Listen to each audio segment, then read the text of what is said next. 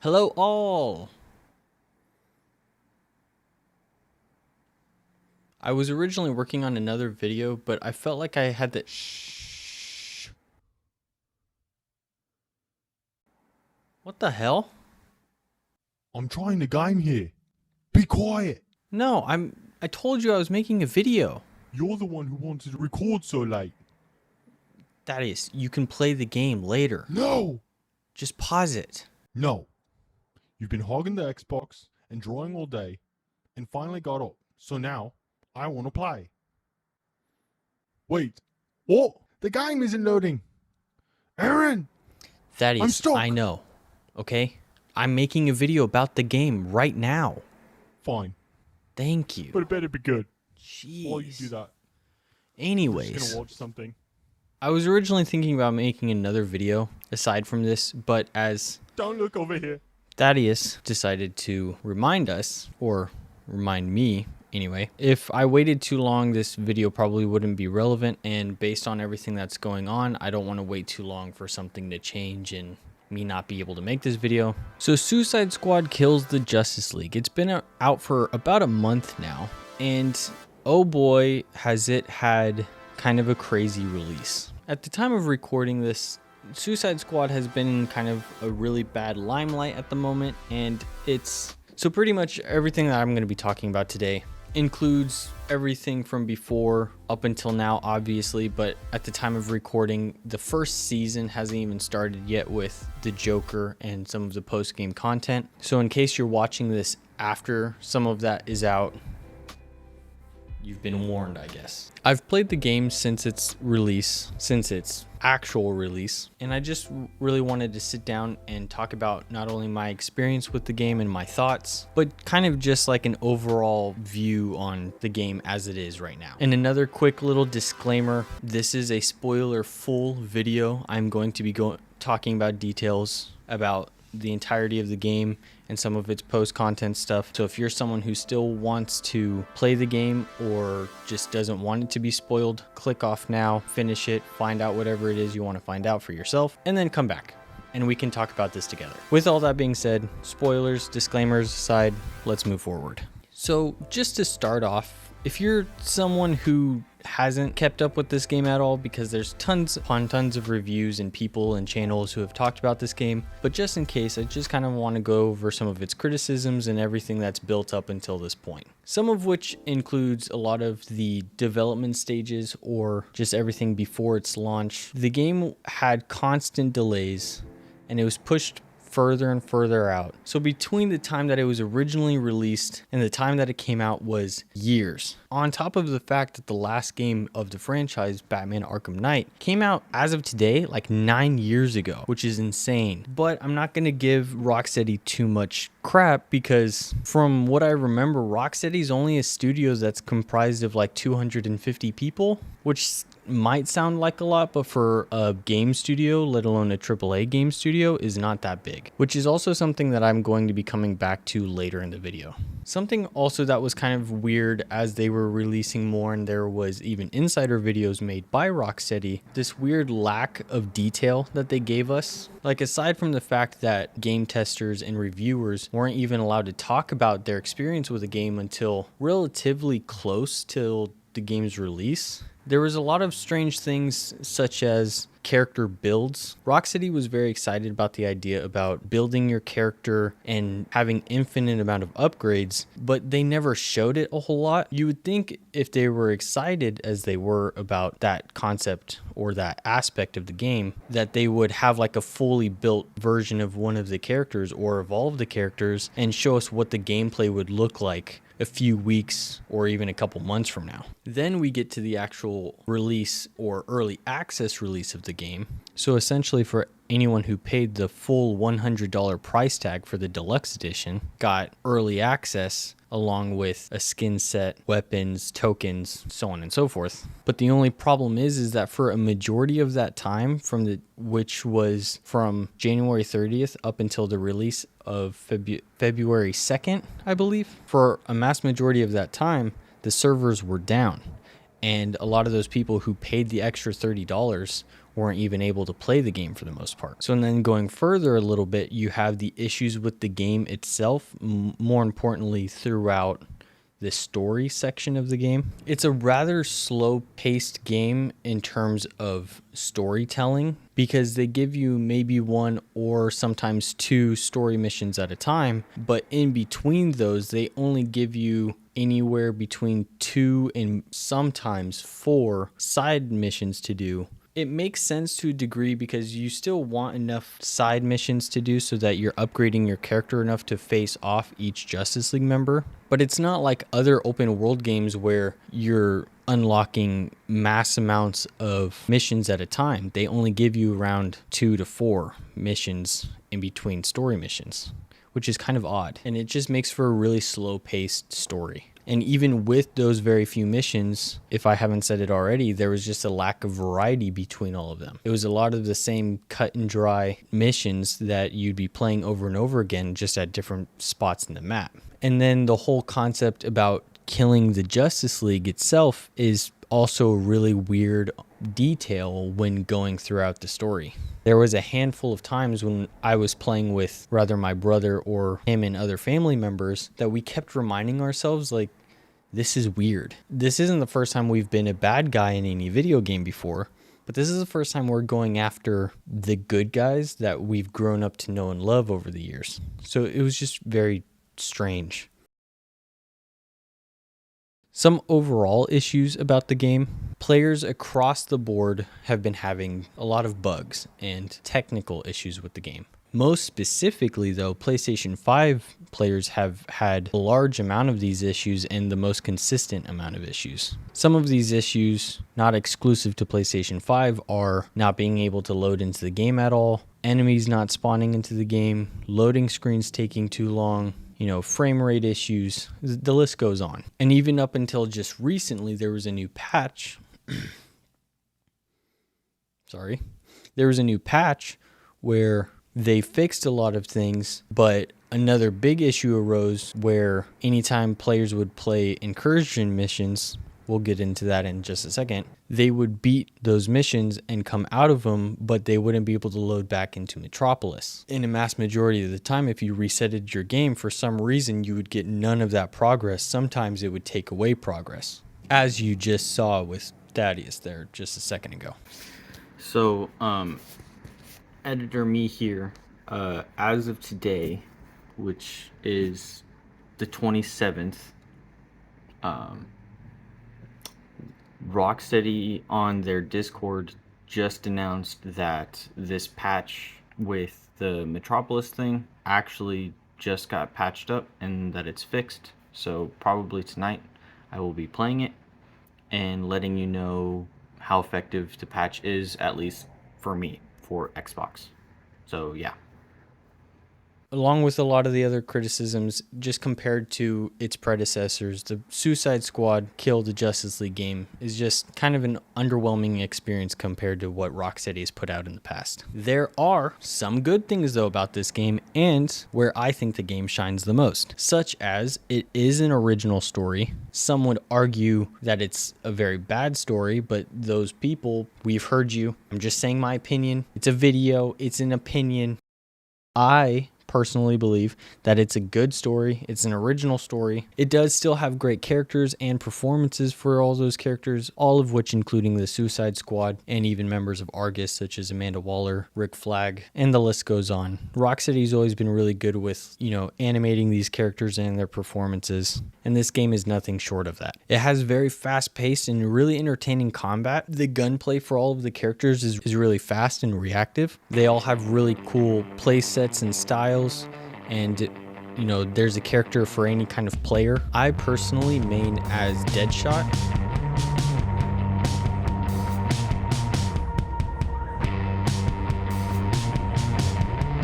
So the resistors are tough. Mobile gear symbiote detected. Sorry,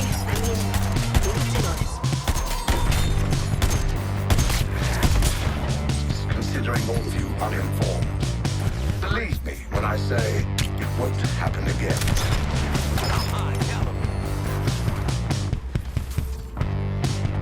I'm a big fan of, you know, his use of snipers and how zippy his gunplay is, and on top of the fact of his use of the jetpack compared to like how the others move around and traverse. I've just been a big fan of Deadshot so far. Something else that works really well when bugs aren't getting in the way is the multiplayer itself. I feel like the game is much more enjoyable, especially when you're going through the story. When you have close friends playing with you, it's definitely a story you want to witness with someone else, whether it's the witty jokes, the big action-packed scenes, or whatever it may be. The whole social squad thing is also really interesting. I thought I would have more of an issue with it being as competitive as I can be, and also someone who's not big on multiplayer games as much as I am. I still think it's kind of fun whenever I log into the game that I see my nephew's version of King Shark pop up on my screen and taunt me because he's been playing more or he's just been doing better than I have been. And where I truly believe the game shines the most is the post game. It seems really strange because the post game somehow has even more to do. There's a bigger variety of mission types, because they even blend some of the mission types together. So sometimes you'll go in to do a particular type of mission, but it's kind of blended in with a concept from another set of missions.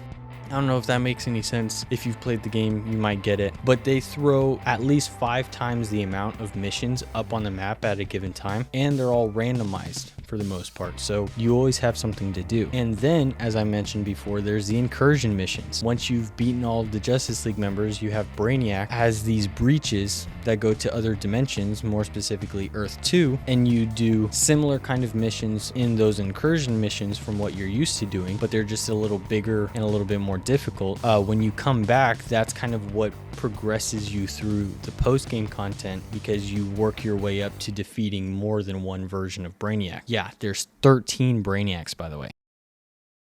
But like the Callisto Protocol with Dead Space, a lot of people immediately just wanted another Arkham game when that's not what they were promised at all. All they were told or confirmed is that this takes place in the same universe and it'll probably be the last entry to the franchise. That's it. But as the audience and as the people that are purchasing these games, it's good to point out the fact that this game is overpriced and it's not worth what Rocksteady's asking for, especially given, you know, its qualities and its issues. But at the same time, this is a AAA studio that I've mentioned earlier is relatively small compared to some other big studios, and are making their first live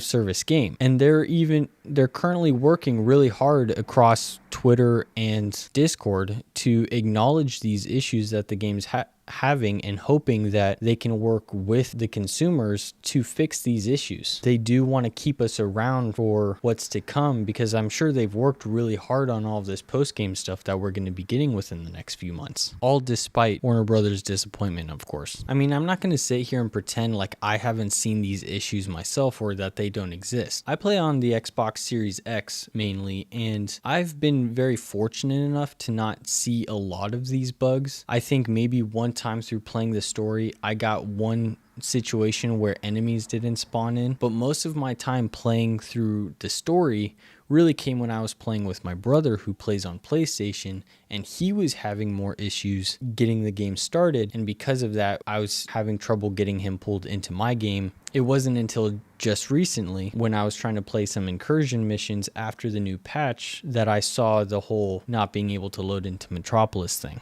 which is unfortunate because I did get my what's it called, Finite Crisis ranking or tier. I got it leveled up a few ranks until that bug happened to me, and now I'm back to 0. So I feel you. I understand that it's an issue, but it's a video game made by people and mistakes happen. So like I hope a lot of you will, I'm going to be patient and hope that this blows over and we get to play the game as it's intended to be. I know it's kind of a stretch, but I even think that there's a chance that us collectively as the consumers, or anyone who's like-minded, can save this game. Because I don't know about you, but the whole trajectory of the issues associated with this game so far seems awfully familiar. Anthem had a lot of the same issues. It was a game that essentially had a groundbreaking idea, and the map and the combat and new original story, it was all something that was relatively solid, but it just wasn't able to hold up because it had a lack of variety in missions. It had a dead world that you traveled through. The pacing was really weird, and all the post-game stuff was really underwhelming, and it ended up not going anywhere. EA ended up just giving up on the whole thing, and even though BioWare had talks about doing an Anthem 2.0 to kind of revitalize the title, they ended up just giving up and tossing it away. So now it's just a dead server game that sits on EA Play now. And I'm just hoping that maybe there's something we can do for Rocksteady, a developer that we know and love, and see if we can at least see through what it is that they're trying to provide for us, I guess. Because the post game, more importantly, is going to have a lot to offer, from new characters to play as, new maps to play on, new boss fights, and the list goes on. So if you've thought about playing the game and maybe you're just a little hesitant about it and you've even considered buying it, I would recommend giving it a try. Or maybe if you know someone who's played the game and has it, go play it there and play on your account, because if you decide you like it, it's cross progression. So if you do decide to buy it, you can just pick up wherever you left off and continue on with your own game. And yes, there is the big issue of the price. I agree. It's not worth $70. I've said it before and I'm saying it now. And it's ridiculous for the people who got the deluxe edition, which was $100, that they didn't get their money's worth at its initial release, which sucks. So hopefully there's a chance that the price will drop, hopefully in half. I believe that maybe it would be worth its money if the game sold for like $30, maybe $40. And for anyone who still wants to splurge a little bit and get the deluxe upgrade, maybe they would drop price on that as well.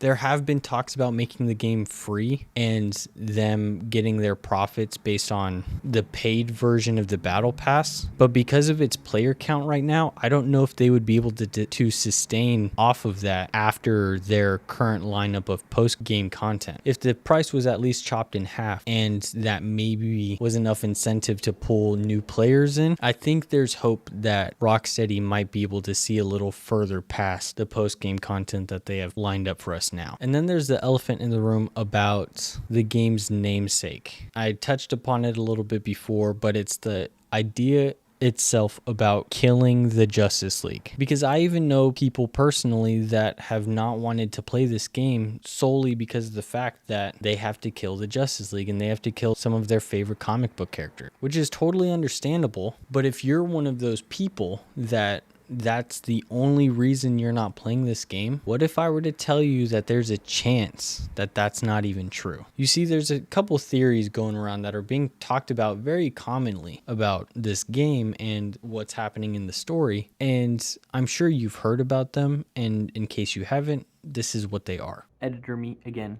So I did play a little bit of the game now that it's patched up. Sorry, excuse me. PJs. Leave me alone.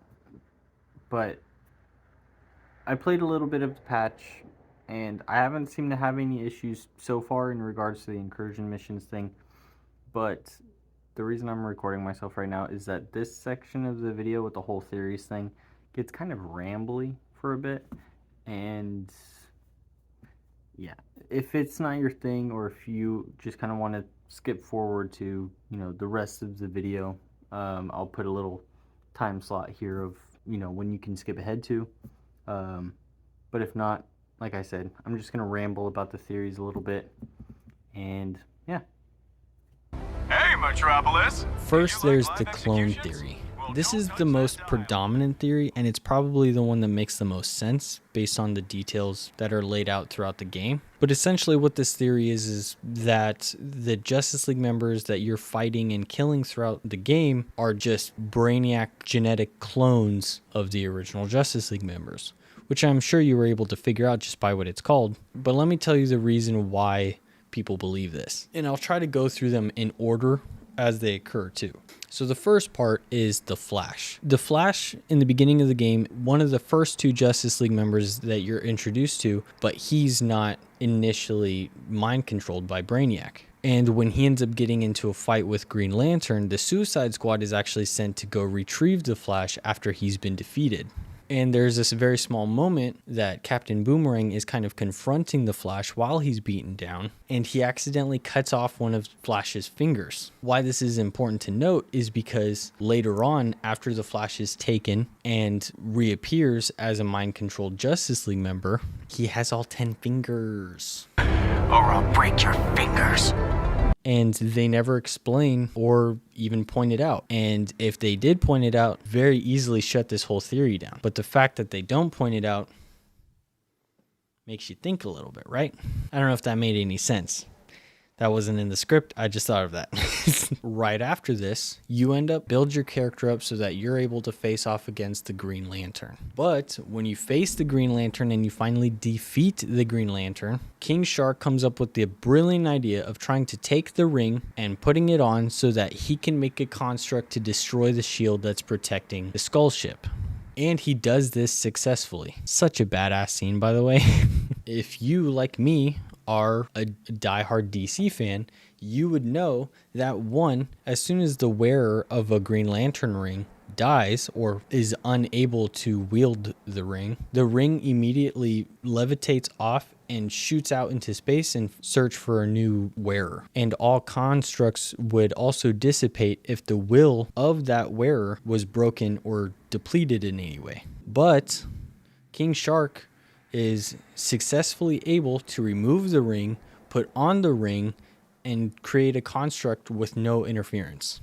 And then something strange happens. After he's destroyed the shield, or at least punctured a hole through it, he ends up becoming angry and rageful. For a brief moment, almost turns on the Suicide Squad, which is also not something that would happen. If it was a Red Lantern ring, yeah, he would probably get pretty pissed and try to tear them apart. Another detail to point out is that it is stated in the comic books that the Green Lantern ring is an advanced piece of technology, and it can be tampered with or hacked into in some way. And with that being said, the theory is that cloning the Green Lantern, Brainiac has to use his intellect to tap into the Green Lantern ring and adjust it so that a clone is able to wield it without any interference, and even has a small mind control aspect put into the ring so that Brainiac can probably control it to some degree himself, which is why when King Shark puts it on, not only does he become rageful and he's probably getting like a fraction of the mind control in him already, but when it's removed from his finger, instead of flying away, it just falls into the river. So then fast forward a little bit, you have an interaction between Wonder Woman and Superman where they get in a big fight. Wonder Woman has a piece of her shield that has kryptonite in it, and when broken, she shoves a piece of kryptonite into Superman's chest and says the line, "It should have killed him." It should have, but it doesn't. Superman, even with a struggle, still stands up and successfully flies away with a giant shard of kryptonite in his chest. So that brings up the detail that Brainiac has probably altered the DNA of the Justice League, but I don't know if it would be as easy as altering the DNA of the member themselves other than cloning them and designing a DNA structure in his own image that works in his favor. The best detail, but not the last detail, is the contingency plan detail. Little bits of information spread all throughout the game. Most importantly, when you find Batman's hidden vault layer thing in the bank, you can listen to a little audio recording between him and Diana, and they both point out details about how Bruce is resourceful and how he has a contingency plan. And this is even repeated when the Suicide Squad goes into one of Batman's Batcave-like structures underneath Metropolis, and a hologram of Bruce Wayne explains to Tim, who we don't actually see in the game, a contingency plan if Batman were to die and or go rogue along with the rest of the Justice League. You think Batman would just let someone do that to him? You think he would lose that easy? No. No. Batman has a plan. And after watching some videos,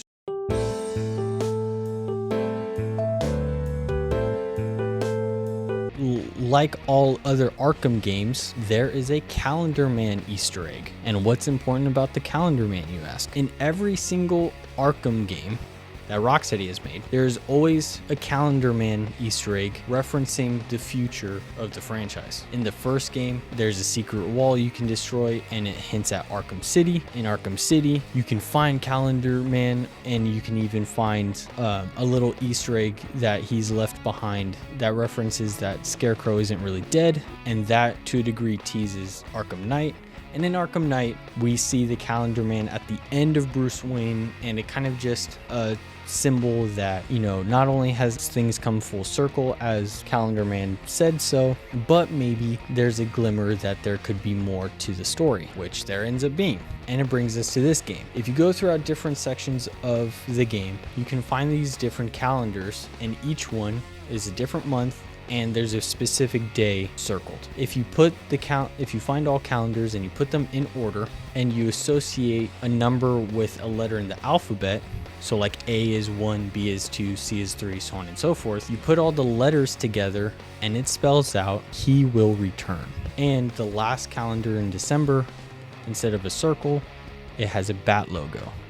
And we all know who's coming back. That's right. You guys are all mad that he got shot in the head. I am too, but chances are, and I hope I'm not eating my words later, Batman will probably come back. Anyways, the last detail that I have noticed, and so have many other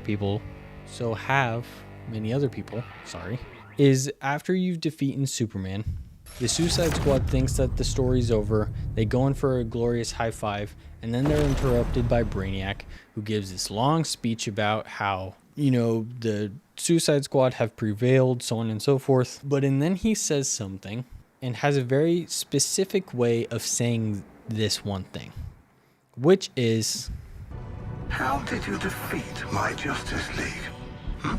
did you catch it? My Justice League. And yes, you could argue because he's mind controlling them and he's taken over the situation, let alone the world, that they are his. Or what he's referring to is a Justice League that he has created in his own image. So there's a chance that maybe they're locked away somewhere and he's using their DNA to create clones. And we've even seen this throughout the game. If you've played, you know that there's a part in the game where some of the Terminauts are cloned like the Flash and they can move around really fast.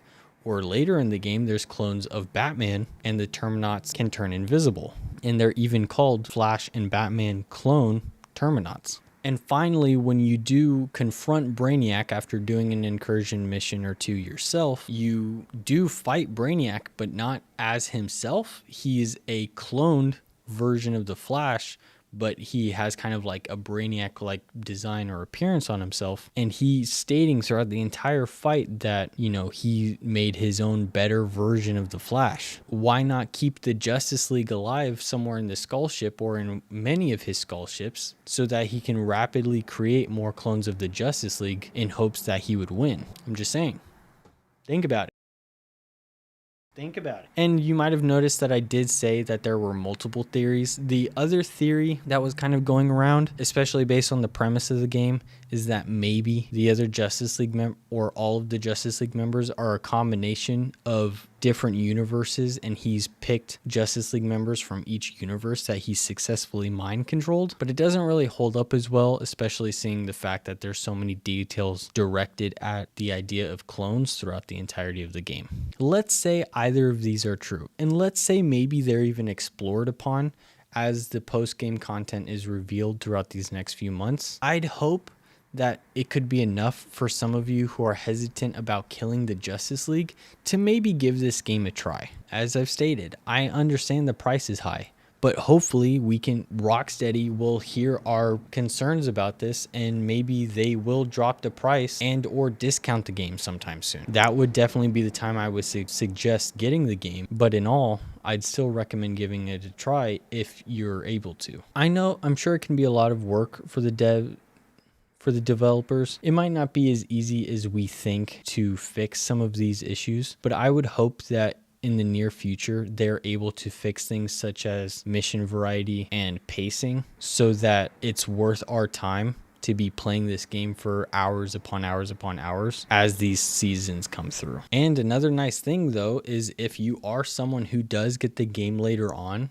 and you do wait for the price to go down, you don't have to worry too much about the seasonal stuff, because even if you miss a season, you will have all the ability to go back and access all of the previous season stuff that was released. So don't feel like you're going to miss out on anything. I know this wasn't like a crazy elaborate video. Like I stated, I'm actually working on a couple other videos at this time, and along with working full time, it's difficult squeezing time for stuff like this. As a fan of the developers and as a fan of the franchise overall, I had a decent enough experience that I wouldn't shoot down this game for very minute reasons, let alone bugs, because while the bugs can interfere for now, there are things that can definitely be fixed and probably will be fixed as time goes on. And I thought I would at least just share my experience and my thoughts with you all. So please leave a like, share, subscribe if you liked this video, or if you want to see similar videos, or just whatever I have coming up here shortly. And please feel free to discuss in the comments what you guys all think about this game, or just your thoughts overall. But please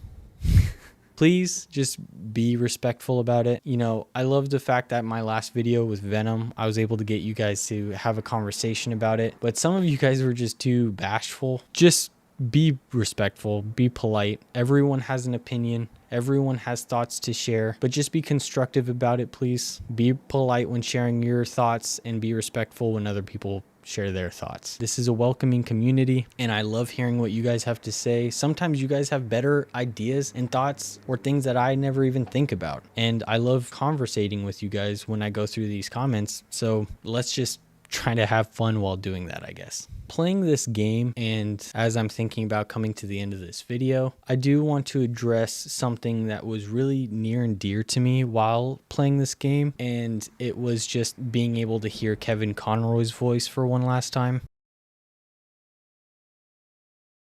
As I'm sure was the case for many of you guys, but growing up, Kevin Conroy was a lot of my childhood, and he was pretty much who defined what I believe to be Batman and the true Caped Crusader. So I just want to sit here and all of us collectively say that Kevin, we love you, we miss you, and thank you. So I hope you guys all have a good one, and goodbye.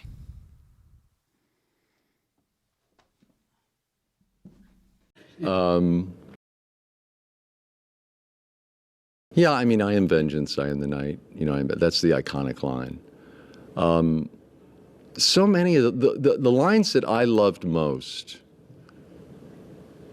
are the ones that reveal the soul of Batman, because he's such a dark character, and it's all about the pain that resides in him.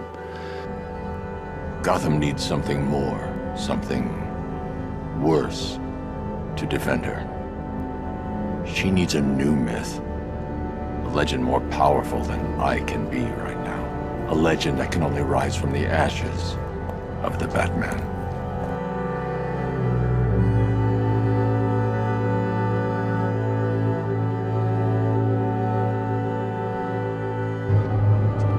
Call if you need me.